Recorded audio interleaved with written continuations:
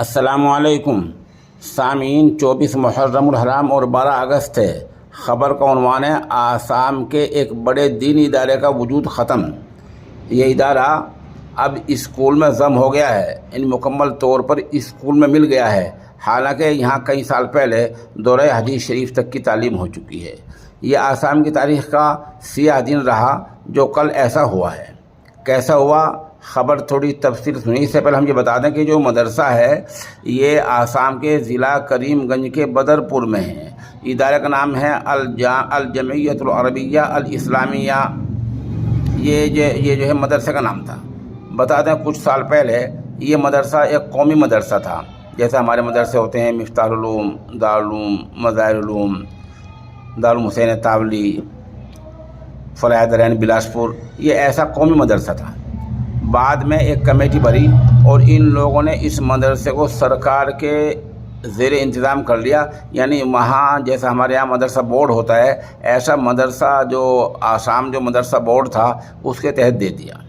ظاہر سی بات ہے اس کے تحت آتے ہی مدرسے کو سرکار سے امداد ملنے لگی اور مدرسے کے جو معلم تھے ان کو باقاعدہ تنخواہ ملنے لگی۔ جب ایسا مدرسہ ہو گیا تو کام چلتا رہا، دھیرے دھیرے دن گزرتے رہے۔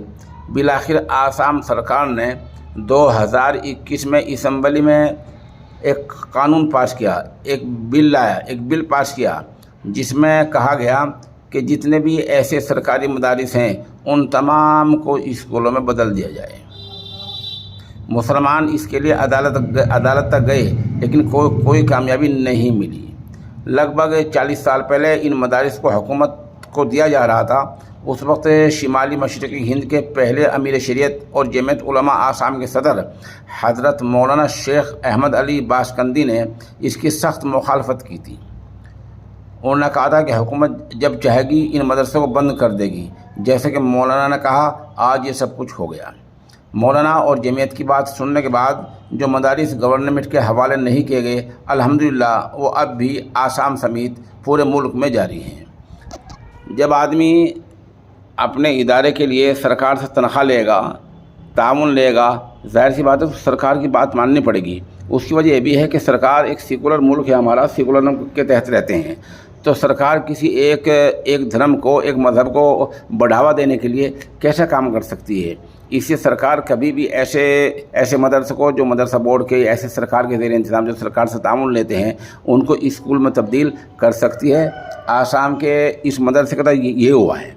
یہ وہ اتنا بڑا مدرسہ ہے کہ شیخ الاسلام مولانا حسین مدنی رحمۃ اللہ علیہ نے اس مدرسے کئی کمروں کا سنگ بنیاد رکھا تھا۔ وہاں بڑے بڑے علماء دین کا آنا جانا تھا، قال اللہ قال رسول کی تعلیم ہوتی تھی۔